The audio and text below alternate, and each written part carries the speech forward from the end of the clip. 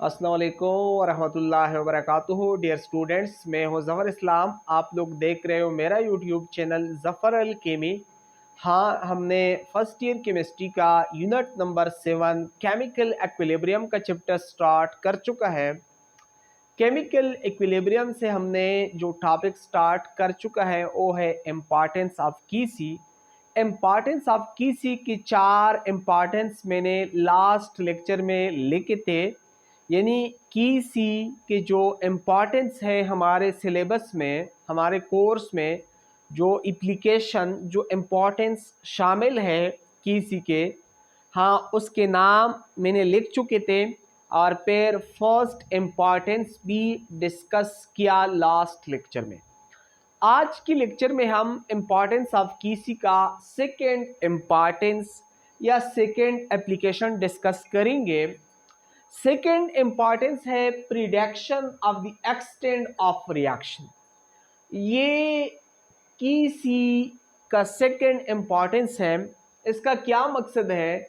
इसका मकसद है the extent of reaction show that how much reactant have been change into product. Prediction का मकसद तो लास्ट लेक्चर में समझाया था कि प्रिडिक्शन का मतलब पहले से राय देना, पहले से ये जहन नशीन कर लेना कि इस तरह होगी। आगे है एक्सटेंट ऑफ रिएक्शन, यानी पहले से ये अंदाज़ा लगाना कि मेरे रिएक्शन में इतना अमाउंट रिएक्टेंट का प्रोडक्ट में कन्वर्ट होगा। Prediction of the extent of reaction का मकसद है कि अगर किसी रिएक्शन का किसी वैल्यू पहले से गिवन हो, हाँ वो रिएक्शन फिर आपने उसी ही टेम्परेचर के ऊपर परफॉर्म करना है, तो किसी का वैल्यू से फौरन पता चल जाता है कि अगर ये वाला रिएक्शन मैंने इसी टेम्परेचर पे करना है तो इसी ही रिएक्शन में इतना अमाउंट रिएक्टेंट का प्रोडक्ट में कन्वर्ट होगा। ये इसका मकसद है। यानी the extent of reaction show that how much reactant have been change into product. इसका मकसद है यानी कि कितना अमाउंट रिएक्टेंट का प्रोडक्ट में चेंज होगा। हाँ, देयर आर 3 पॉसिबिलिटीज। ये 3 पॉसिबिलिटीज यहाँ पे बन सकते हैं। यहाँ पे 3 किस्म की पॉसिबिलिटी अराइज होती है, बनती है। पॉसिबिलिटी नंबर फर्स्ट, के सी इज वेरी स्मॉल। हाँ, अगर एक रिएक्शन के लिए खास एक टेम्परेचर पे अगर किसी का वैल्यू बहुत कम हो तो यहाँ से क्या प्रिडिक्ट होता है एक्सटेंट ऑफ रिएक्शन के बारे में।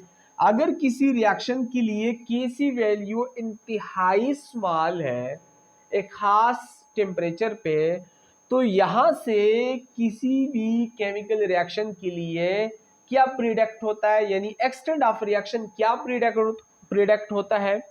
अगर किसी वैल्यू, यानी सपोज ये रिएक्शन है, ये रिएक्शन मैंने प्रैक्टिकल करना है इसी ही टेम्परेचर पे।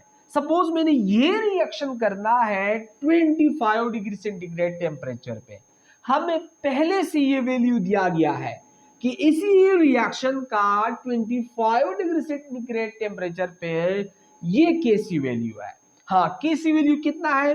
1 मल्टीप्लाइड 10⁻⁻30, यानी बहुत कम है, वेरी स्मॉल है। 10⁻⁻30 वेरी स्मॉल है। हाँ, इस तरह अगर किसी रिएक्शन के लिए एक खास टेम्परेचर पे इस तरह अगर किसी वैल्यू इंतहाई स्मॉल हो तो इसका मकसद होता है it show that the concentration of reactant greater than the concentration of product. हाँ, अगर ये रिएक्शन मैं करूं तो मेरा जो रिएक्शन कंप्लीट होगा उसी रिएक्शन में फिर रिएक्टेंट का कंसेंट्रेशन ज्यादा होगा, प्रोडक्ट का कंसेंट्रेशन कम होगा।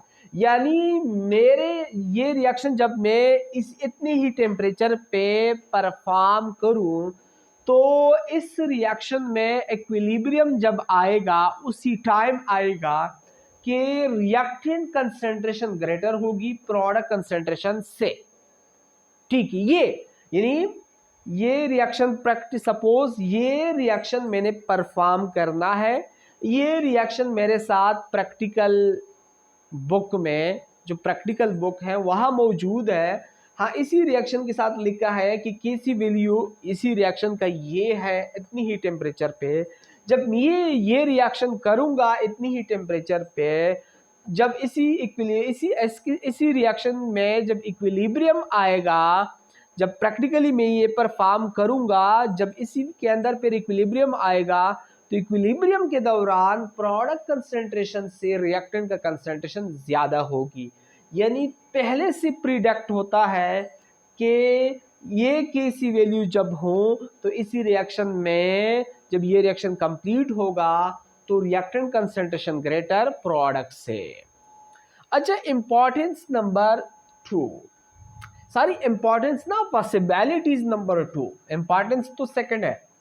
केसी एज वेरी लार्ज, अगर केसी वैल्यू बहुत लार्ज हो, इस तरह देखिए, ये सपोज मेरे साथ एक केमिकल इक्विलिब्रियम है या एक रिएक्शन है, इसके लिए केसी वैल्यू मैंने सपोज लिखा है कि इसका केसी वैल्यू है 1 multiply 10⁻28 at 25 degree centigrade temperature.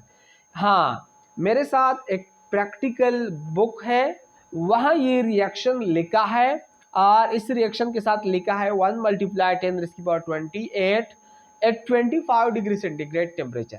जब मैं ये रिएक्शन प्रैक्टिकल कराऊंगा, जब मैं ये रिएक्शन प्रैक्टिकल भी कराऊंगा इतनी ही टेम्परेचर पे, तो ऐसी रिएक्शन, ये किसी वैल्यू तो लार्ज है, जब किसी वैल्यू लार्ज हो तो ये पहले से प्रिडिक्ट करता है कि तुम्हारा रिएक्शन जब कंप्लीट होगा उसी में product concentration greater than reactant concentration होगा।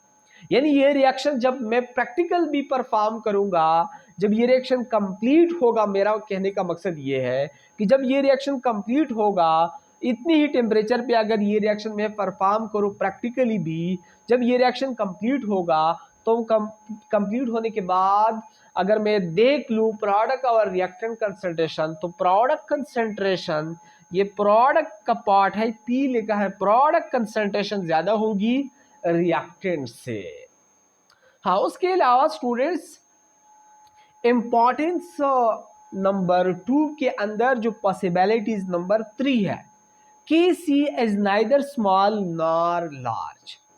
हाँ, अगर के सी वैल्यू किसी भी रिएक्शन का न इतना इस तरह छोटा हो ज्यादा, न इस तरह वेरी लार्ज हो, तकरीबन अराउंड अबाउट 1 हो, के सी नाइदर स्मॉल नॉर लार्ज का मतलब कि के सी वैल्यू अप्रॉक्सीमेटली अराउंड अबाउट 1 हो, तकरीबन 1 के बराबर हो, इधर उधर हो।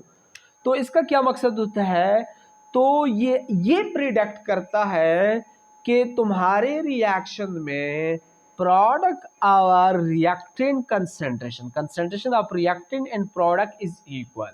यानी ये सपोज ये केमिकल इक्वेशन है, इसके साथ लिखा है कि C is equal to 1 multiply 10⁻⁻1 at 25 degree centigrade temperature, इसके साथ ये लिखा है। जब ये रिएक्शन मैं प्रैक्टिकली भी परफॉर्म करूंगा इतनी ही टेम्परेचर पे, तो ये रिएक्शन जब कंप्लीट होगा तो कंप्लीट होने के बाद रिएक्टेंट और प्रोडक्ट कंसेंट्रेशन अप्रॉक्सीमेटली इक्वल होगी। ये इंपॉर्टेंस नंबर 2 का मकसद है कि इस तरह अगर किसी वैल्यू किसी रिएक्शन के साथ पहले से दिया गया हो एक खास टेम्परेचर पे, जब तुम लोग वो रिएक्शन परफॉर्म करोगे तो उस रिएक्शन के लिए टेंशन न ले, पहले से किसी वैल्यू से प्रिडिक्ट होता है कि तुम्हारे केमिकल रिएक्शन में हाँ इतना प्रोडक्ट का कंसंट्रेशन होगा, इतना रिएक्टेंट का कंसंट्रेशन होगा, यानी केमिकल इक्विलिब्रियम के दौरान प्रोडक्ट का कंसंट्रेशन इतना होगा, रिएक्टेंट का कंसंट्रेशन इतना होगा। लेकिन ये 3 चीजें इंपॉर्टेंट भी है, यहाँ से अक्सर एमसीक्यूज भी आया करती है, ये चीजें नोट करना है। अक्सर क्वेश्चन आया करती है कि इफ के सी वैल्यू इज वेरी स्मॉल, इस तरह एमसीक्यूज आया करती है, if Kc value as very small, then A option, product concentration greater than the reactant concentration, B option, reactant concentration greater than product concentration, C option, reactant concentration is equal to product concentration, D option, none of these। इस किस्म के MCQs भी आया करती हैं। हाँ students, बाकी जो दो इम्पॉर्टेंस हैं, एक इम्पॉर्टेंस के बारे में लास्ट लेक्चर में मैंने कहा है कि Le Chatelier प्रिंसिपल में एक्सप्लेन होगा। एक प्रिंसिपल जो है या एक जो इम्पॉर्टेंस है, एक जो इम्पोर्टेंस है या एक जो एप्लीकेशन है किसी का, वो मैंने कहा था उसी के बारे में कि उसी में थ्योरेटिकल चीज़ें बहुत कम है, numerical question, practice problem, example वगैरह ज़्यादा शामिल है। हाँ, बाकी जो इम्पोर्टेंस ऑफ कीसी है वो है 4, लेकिन फर्स्ट वन ऑलरेडी हमने पहले लेक्चर में डिस्कस कर चुका है। आज के लेक्चर में हमने सेकंड इम्पॉर्टेंस को डिस्कस कर चुका और थर्ड इम्पॉर्टेंस के बारे में बताया था कि उसमें थ्योरेटिकल चीज़ें बहुत कम है, उसमें न्यूमेरिकल क्वेश्चन, मैथमेटिकल चीज़ें ज़्यादा है। हाँ, अगर आप लोगों को मुश्किलात हैं न्यूमेरिकल क्वेश्चन में, प्रैक्टिस प्रॉब्लम में, एग्जाम्पल वगैरह में, तो कमेंट्स करें, मुझे कहें कि सर काइंडली एग्जाम्पल वगैरह भी क्या करो। हाँ, जो फोर्थ इम्पॉर्टेंस है वो Le Chatelier प्रिंसिपल में एक्सप्लेन होगा। हाँ, इसके बाद आज की लेक्चर के बाद हम केमिकल इक्विलिब्रियम में जितने टॉपिक्स हमने डिस्कस किए, हाँ उसी के ऊपर हम MCQs करेंगे एक दो वीडियोज़ में, फिर उसके बाद Le Chatelier प्रिंसिपल को स्टार्ट करेंगे। ठीक है स्टूडेंट्स।